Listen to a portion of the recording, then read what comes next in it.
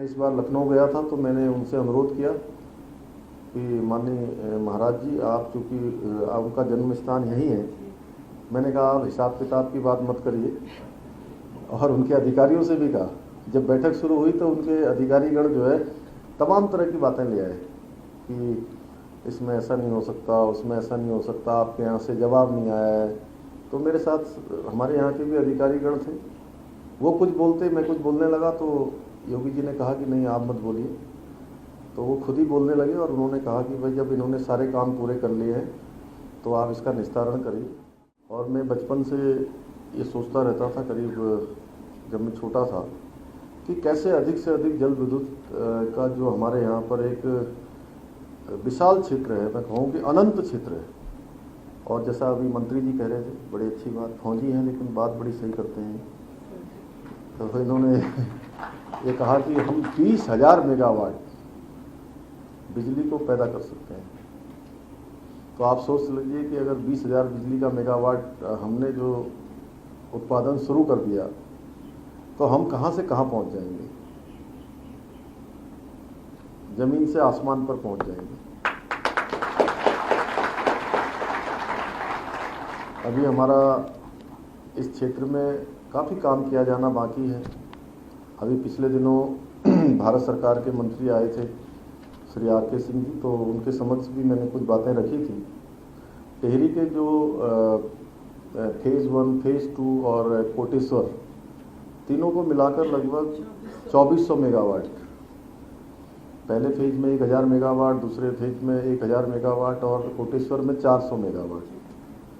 तो उसमें कुछ न्यायालय में भी कुछ मामला विचाराधीन है, जिसके कारण से अभी हमको जो वहाँ से बिजली मिलनी चाहिए लगभग 250 मेगावाट मिलेगी ना, अगर हमारा सब समाधान हो जाएगा तो 250 मेगावाट हमको वहाँ से मिलनी है।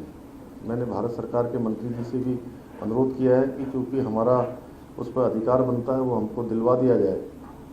तो उस दिशा में काम चल रहा है और उन्होंने आश्वस्त भी किया है। और मैं उत्तर प्रदेश के मुख्यमंत्री योगी आदित्यनाथ जी से भी मैं जब मिला था तो हमारी परिसंपत्तियों के जो बंटवारों के मामले थे, उन मामलों में भी ये मामला भी एक महत्वपूर्ण मामला है। क्योंकि वैसे तो मैं उनका धन्यवाद इसलिए करता हूँ कि उन्होंने सारे के सारे मामले जो हमारे सिंचाई विभाग के थे, वन विभाग के थे, इसके साथ साथ आवास विकास से जुड़े हुए थे, वन विभाग के थे, खाद्य विभाग के थे, सारे मामलों में, परिवहन का मामला था, वो सारे के सारे उन्होंने निस्तारित करवा दिए, सब पर फैसला करवा दिया। सिंचाई विभाग के लगभग सारे मामले निपट गए हैं, जिसमें पिछले 21-22 सालों से लगातार जिस पर कसरत हो रही थी, जिस पर लगातार काम हो रहा था, उनके माध्यम से। चूँकि मैं इस बार लखनऊ गया था तो मैंने उनसे अनुरोध किया कि माननीय महाराज जी, आप चूँकि आपका जन्म स्थान यहीं है, मैंने कहा आप हिसाब किताब की बात मत करिए। और उनके अधिकारियों से भी कहा, जब बैठक शुरू हुई तो उनके अधिकारीगण जो है तमाम तरह की बातें ले आए कि इसमें ऐसा नहीं हो सकता, उसमें ऐसा नहीं हो सकता, आपके यहाँ से जवाब नहीं आया है। तो मेरे साथ हमारे यहाँ के भी अधिकारीगण थे, वो कुछ बोलते, मैं कुछ बोलने लगा तो योगी जी ने कहा कि नहीं आप मत बोलिए। तो वो खुद ही बोलने लगे और उन्होंने कहा कि भाई जब इन्होंने सारे काम पूरे कर लिए हैं तो आप इसका निस्तारण करिए। और सबका निस्तारण हुआ। और सबसे बड़ी अच्छी बात ये थी कि वन विभाग के तो लगभग 77 करोड़ रुपए का चेक जो है हमको उसी दिन मिल गया। हमने 11 बजे मीटिंग करी और मीटिंग करते ही मिल गए, क्योंकि वन विभाग और सिंचाई विभाग दोनों के दोनों, हमारा सिंचाई विभाग और ऊर्जा विभाग दोनों एक दूसरे से जुड़े हुए हैं, काफ़ी जुड़े हुए हैं। और हम सन 2000 से ही देख रहे हैं कि जब राज्य का गठन हुआ था और हमारा पुनर्गठन का भी जो है, इस पर पुनर्गठन जो एक्ट आया था उसमें बहुत सारे मामलों का समाधान हो गया। जैसे पहले तो क्या था कि सारे जो जल विद्युत गृह जो हमारे चलते थे वो सारे के सारे उत्तराखंड बनने तक जो है, बनने के बाद भी काफ़ी दिनों तक वहीं से संचालित हो रहे थे। फिर उसके बाद होम मिनिस्ट्री में हमारी बैठक हुई, उस समय हम भी गए थे और देखा हम लोगों ने, तो जो हमारे यहाँ का था हमको अधिकार मिल गया। बहुत सारी जगह पर अभी अधिकार मिलना बाकी है। बहुत सारे सिंचाई विभाग के जो हेडवर्क्स हैं उन पर भी अभी काम होना बाकी है। अभी हमारे सामने बहुत चुनौती है।